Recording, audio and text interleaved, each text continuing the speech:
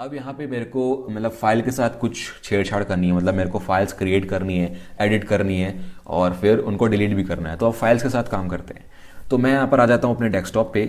आप रूट वगैरह पे फाइल चेंज नहीं करें तो बेहतर है, आप अपना अलग से फोल्डर बना लें, उसके अंदर करें तो वो सही रहेगा। तो मैं यहाँ पर अगर मेरे को एक फोल्डर बनाना है यहाँ पे, तो मैं कैसे बनाऊँगा, जैसे मैं करता था विंडोज़ में MKDIR, वैसे यहाँ भी करूँगा MKDIR। तो फोल्डर का नाम दे दूंगा यहाँ पे, डेस्कटॉप के अंदर बन जाएगा सैम्पल नाम से। तो मेरा फोल्डर बन चुका है। यहाँ पर आप LS करोगे तो मेरा फोल्डर यहाँ पर बन चुका है। अब यहाँ पर मेरे को इस फोल्डर के अंदर जाना है, तो मैं यहाँ पर लिखूंगा CD सैम्पल। तो इसके अंदर आ गया मैं। तो यहाँ पर कुछ नहीं है मेरे पास फोल्डर के अंदर। अब मेरे को यहाँ पर एक फाइल बनानी है। अभी तक हमने फाइल नहीं बनाई है, तो अगर मेरे को फाइल बनानी है तो उसके काफ़ी सारे ऑप्शंस हैं। पहला जो ऑप्शन है, अगर मेरे को एम्प्टी फाइल बनानी है, एक फॉर एग्जांपल मैं एक टेक्स्ट फाइल बना रहा हूँ एम्प्टी फाइल, तो उसके लिए कमांड होता है टच कमांड के बाद आप जो लिखोगे फाइल का नाम, वो फाइल क्रिएट हो जाएगी, एम्प्टी फाइल होगी, उसमें कुछ नहीं होगा। तो मैं यहाँ पर लिखता हूँ एक फाइल का नाम test.txt। तो LS करोगे तो ये यहाँ पर एक फाइल बन चुकी है test.txt। अगर मैं इसको मतलब अगर मेरे को इसका कंटेंट लिस्ट करना है, मेरे को देखना है कि इसके अंदर क्या है, तो हमने विंडोज़ में देखा था टाइप कमांड को। तो टाइप हमने पढ़ा था वहाँ पे, तो उसका इक्विवेलेंट यहाँ पर होता है कैट। तो आप यहाँ पर कैट यूज़ करोगे, मतलब show the contents of this file, तो कैट कमांड यूज़ करते हैं उसके लिए। तो test.txt लिखो यहाँ पे। तो ये एम्प्टी है, इसमें कुछ भी नहीं है, इसलिए ये कुछ नहीं दिखा रहा है मेरे को। अब यहाँ पर मैंने फाइल बना ली है, ठीक है। अब यहाँ पर चेक कर लेते हैं इस फाइल की परमिशंस को। LS-L करा है यहाँ पे मैंने। तो यहाँ पर आप देख रहे हो ये जो परमिशंस है यहाँ पे, ये एक फाइल है तो यहाँ पर डैश आ रहा है। उसके बाद जो 3 है, जो ओनर है इस फाइल का, वो रीड राइट कर सकता है, मतलब मैं एग्जीक्यूट नहीं कर सकता इस फाइल को, ठीक है। उसके बाद जो ग्रुप है, जिस ग्रुप को ये बिलोंग कर रही है, वो सिर्फ रीड कर सकता है और बाकी के यूजर्स भी सिर्फ रीड कर सकते हैं।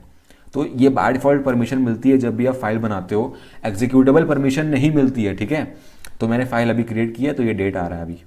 अब मेरे को क्या करना है, मेरे को इस फाइल में कुछ कंटेंट डालना है, मेरे को इस फाइल को एडिट करना है। तो मैं काफ़ी सारे तरीके हैं यार उसके लिए, जो स्टैंडर्ड जो लो लेवल के तरीके हैं जो आपको यूज़ करने चाहिए, मैं वो बता देता हूँ आपको। सबसे पहला जो तरीका है, आप मतलब यहाँ पर यूज़ करो एको। अगर आपको छोटा सा कंटेंट टाइप करना है फाइल में, तो आप एको यूज़ कर सकते हो। एको हमने पहले भी देखा है, तो यहाँ पर लिनक्स में भी यहाँ पर एको यूज़ कर सकते हो। कोई चीज़ आपको आउटपुट करनी है तो आप एको से यूज़ कर सकते हो, मतलब प्रिंट के इक्विवेलेंट होता है ये। तो इसके अंदर आप जो भी टाइप करोगे, मैं यहाँ लिख देता हूँ 1 2 3 4 5 6 7 8 9। तो अगर अब मेरे को एको करना है इसको, तो अगर मैं इसको एंटर करता हूँ तो ये स्टैंडर्ड आउटपुट जो टर्मिनल का आउटपुट है वहाँ पर प्रिंट कर रहा है। लेकिन मेरे को क्या करना है, मेरे को एक फाइल में रिडायरेक्ट करना है। जो मैंने फाइल बनाई थी ना, उसी फाइल में इसको डालना है। तो मैं क्या यूज़ करूँगा यहाँ पे, जो मैंने पहले यूज़ किया था, रीडायरेक्शन। रीडायरेक्ट करना है मेरे को। रीडायरेक्ट करने के लिए मैं यहाँ पर क्या यूज़ करता था, ग्रेटर देन साइन, उसके बाद फाइल का नाम। तो मेरा फाइल का नाम है text.txt। अब ये जो है इस फाइल के अंदर जाके स्टोर हो जाएगा। अगर मैं इसको कैट करूँगा अपनी फाइल को, test.txt, तो ये देखो आप, इसके अंदर ये मतलब एंटर हो गया है। तो ये है मेरा मतलब फाइल में मैं एक तरीका मेरा ये है। अब दूसरा तरीका हम लोग देखें, तो दूसरे तरीके में मैं कैट के बाद सिंपल सा रिडायरेक्ट कर सकता हूँ। मतलब ये मैं ये बता रहा हूँ इसको कि मैं कैट करने वाला हूँ, आगे का जो भी मैं लिखूंगा वो मैं कैट करने वाला हूँ इस फाइल में test.txt। तो इसके बाद ये मेरे को पूछेगा कि तेरे को क्या लिखना है इसके अंदर। तो मैं यहाँ पर जो भी टाइप करूँगा, जो भी मैं दुनिया भर की चीज़ें टाइप करूँगा यहाँ पे कुछ भी, अब ये मेरे को पूछता रहेगा जब तक मैं बंद ना करूँ। मेरे को बंद करने के लिए क्या करना है, Ctrl+C दबाना है। Ctrl+C अब जैसे ही दबाओगे ये फाइल सेव हो जाएगी इन कंटेंट के साथ। बाहर आ गया मैं। अब यहाँ पर मैं कैट करके देखता हूँ अपनी फाइल को test.txt, इसमें क्या सेव हुआ है। तो अब देख रहे हो ये सब जो मैंने टाइप किया था इसके अंदर फाइल के अंदर आ गया है। तो जो पुराना कंटेंट था वो ओवरराइट हो गया है, ठीक है। अब अगर मेरे को ओवरराइट नहीं करना है, मेरे को अपेंड करना है, पुराना वाला कंटेंट रहने दो, उसके बाद मेरे को अपेंड करना है, तो मैं डबल ग्रेटर देन लगाऊंगा अपेंड करने के लिए। तो यहाँ पर मैं लिखूंगा ABCD न्यू अपेंडेड, उसके बाद Ctrl+C। तो अभी अपेंड हो जाएगा, देखते हैं कि अपेंड हुआ है क्या। तो यहाँ पर आप देख रहे हैं अपेंड हो चुका है। तो कोई नया चीज़ ऐड करना है तो आप ऐसे कर सकते हो। तो इस तरीके से भी फाइल बना सकते हो आप। और भी एक तरीका है, एक यहाँ हमारे पास यूटिलिटी होती है नैनो, एक और होती है विम, और काफ़ी सारे और होती हैं जी एडिट करके, तो उनसे भी आप कर सकते हो। नैनो अगर आप यूज़ करोगे, नैनो test.txt, तो आपको टर्मिनल में एक मतलब टेक्स्ट एडिटर टाइप का खुल जाता है। आप इसको जैसे ही टाइप करोगे टर्मिनल बदल जाएगा और स्टार्टिंग से ऐसा कुछ खुल जाएगा। तो ये जो फाइल है यहाँ पर ये आप देख रहे हो, मैं एरो की से इसका पॉइंटर चेंज कर सकता हूँ जहाँ पर भी मेरे को एडिट करना है। तो नॉर्मली आप एडिट कर सकते हो, मैं इसको बैक स्पेस दबा के डिलीट करता हूँ और फिर कुछ नया ऐड करता हूँ तो नॉर्मली होगा। लेकिन यहाँ पर आप नीचे देख रहे हो कि मतलब एक पावर का साइन है, उसके बाद जी है गेट हेल्प के लिए, फिर पावर का साइन, फिर ओ है राइट करने के लिए। तो ये आप यूज़ कर सकते हैं। अगर आपको चेंजेस को राइट करना है तो कंट्रोल ओ दबाइए, और फाइल को फिर अगर एग्जिट करना है यहाँ से तो आप कंट्रोल एक्स दबाइए। तो नैनो एक GNU का एक यूटिलिटी है आपको टेक्स्ट एडिटर करने, मतलब टेक्स्ट एडिट करने के लिए और फाइल्स एडिट करने के लिए। तो काफ़ी अच्छा है ये, मतलब आपको बहुत सारी फ्लेक्सिबिलिटी मिलती है इसमें, काफ़ी काम कर सकते हो, रिप्लेस कट पेस्ट कर सकते हो या जस्टिफाई कर सकते हो, काफ़ी सारे काम है। अगर आपको राइट करना है तो कंट्रोल ओ दबाओ, फाइल नेम आपको टाइप करना पड़ेगा राइट करने के लिए। अगर आप वही फाइल नेम टाइप करते हो और एंटर करते हो तो ये राइट कर देगा अपने आप, और फिर कंट्रोल एक्स दबाइए एग्जिट करने के लिए। तो हो गया एग्जिट। आप फिर देख लेते हैं इसका कंटेंट, तो चेंज हो चुका है यहाँ पे। तो इस तरीके से भी आप एडिट कर सकते हो, और भी काफ़ी सारे तरीके हैं आप देख सकते हो, मैं सब नहीं बताऊंगा इस वीडियो में। अब हमको फाइल को कॉपी करना है, मूव करना है, तो इसका कमांड यहाँ पर कॉपी के लिए ये है कॉपी। क्या कॉपी करना है आपको? text.txt, और फिर मतलब किस चीज़ में कॉपी करना है, कौन सी फाइल में कॉपी करना है, तो पूरा पाथ दोगे आप, एब्सोल्यूट पाथ। तो यहाँ पर अगर आप पाथ देना चाहते हो तो मैं आपको ये बता दूं कि यहाँ पर आप दो तरीके से पाथ दे सकते हो। सबसे पहला जो तरीका है वो है एब्सोल्यूट पाथ नेम। अगर आप एब्सोल्यूट यूज़ कर रहे हो तो आप directly top root file system से स्टार्ट करोगे।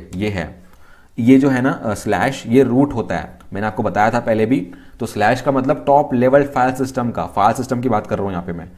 तो ये स्लैश टाइप करके उसके बाद आपको जहां भी जाना है आप वो टाइप करोगे। अगर मेरे को यहाँ पर रूट के अंदर जो मेरी करंट मतलब यूज़र की डायरेक्टरी है रूट, उसके अंदर डेस्कटॉप है, उसके अंदर मेरे को एक फाइल बनानी है copied.txt। तो मेरी जो करंट फाइल है वो फाइल कॉपी हो जाएगी मेरे रूट के अंदर, डेस्कटॉप के अंदर copied.txt में। तो cp कमांड है उसके लिए। तो यहाँ पर कॉपी हो गई है। अब यहाँ पर आप चेक कर लेते हैं पीछे जाने के लिए डैश डैश।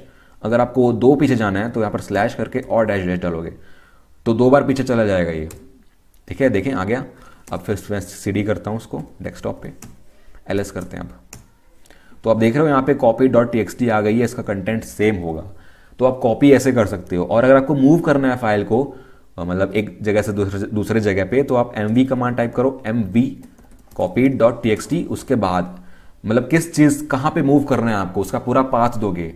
तो मैं यहाँ पर पाथ देता हूँ फिर से एब्सोल्यूट डेस्कटॉप सैंपल के अंदर मेरी क्या फाइल नेम था वहाँ पर मेरा फाइल नेम था टेस्ट। तो मैं यहाँ पर test1 दे देता हूँ, test1.txt। तो ये मूव हो जाएगी। मैं CD कर लेता हूँ सैंपल, तो ये मूव हो गई यहाँ पे test1.txt। अगर आप चाहें तो इसको रीनेम भी कर सकते हो mv से, mv test1.txt और फिर renamed.txt। तो ये यहीं पे मूव हो जाएगी फाइल, ओवरराइट हो जाएगा इसका जो भी है कंटेंट। तो ये मतलब मूव हो गई है, रीनेम भी हो गई है। तो ये है तरीका हमारा मूव करने का। ये एक तरीका था हमको पाथ प्रोवाइड करने का, एब्सोल्यूट तरीका है ये। अब अगर मैं चाहता हूं कि मैं रिलेटिव तरीका बताऊं, मतलब रिलेटिव मतलब क्या कि करेंटली मैं जहां पर हूं वहां से मेरे को कहीं और जाना है, तो मैं रिलेटिव बताता हूं। एब्सोल्यूट का मतलब था कि मेरे को टॉप से स्टार्ट करना है, रिलेटिव का मतलब जहां पर मैं प्रेजेंट हूं वहां से स्टार्ट करना है। तो ये डिपेंड करता है, रिलेटिव वाला डिपेंड करेगा कि आप प्रेजेंटली कहाँ पे हो। तो फॉर एग्जाम्पल मैं यहाँ पर डेस्कटॉप में हूँ, ठीक है। अब मेरे को कहाँ जाना है? सैंपल में जाना है, ठीक है। तो मैं सैंपल में ऐसे जा सकता हूँ, मतलब मैं डेस्कटॉप से सैंपल में जा रहा हूँ, तो यहाँ पर कोई दिक्कत नहीं आएगी मेरे को। मैं सैंपल पे आ गया, मतलब इसको पता है डेस्कटॉप में डायरेक्टरी है सैंपल के नाम से, इसलिए ये ले जा रहा है। ETC करूँगा, ETC यहाँ पर नहीं है, तो ये क्या एरर दे रहा है यहाँ पे, नो सच फाइल और डायरेक्टरी। तो ETC यहाँ पे है ही नहीं। ETC मेरा बाहर के मतलब टॉप लेवल पे होता है। तो टॉप लेवल के अंदर आना है मेरे को, मतलब उसके लिए मेरे को रिलेटिव नहीं लगाना है वहाँ पर। मैं अगर रिलेटिव लगाऊंगा इस केस में तो यहाँ पर इसको मिलेगा ही नहीं। तो इस केस में मैं यहाँ पे ETC लगाऊंगा टॉप लेवल से। ये अगर मैं ETC दे रहा हूँ तो वहाँ पर चला जाएगा डायरेक्टली, और LS करके आप देख सकते हो जो फाइल्स हैं यहाँ पे। तो रिलेटिव और एब्सोल्यूट का मतलब ये होता है।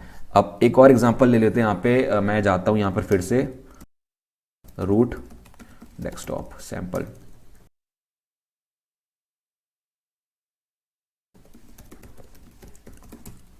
अब इसके अंदर मैंने एक फाइल बनाई थी, उस फाइल को अगर मेरे को रिमूव करना है तो मैं क्या करूँगा, RM टाइप करूँगा रिमूव के लिए।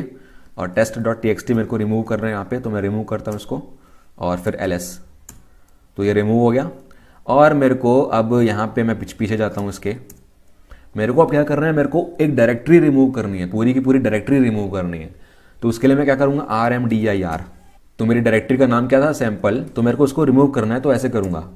यहाँ पर आप देख रहे हो ये क्या बता रहा है, डायरेक्टरी नॉट एम्प्टी। तो जब भी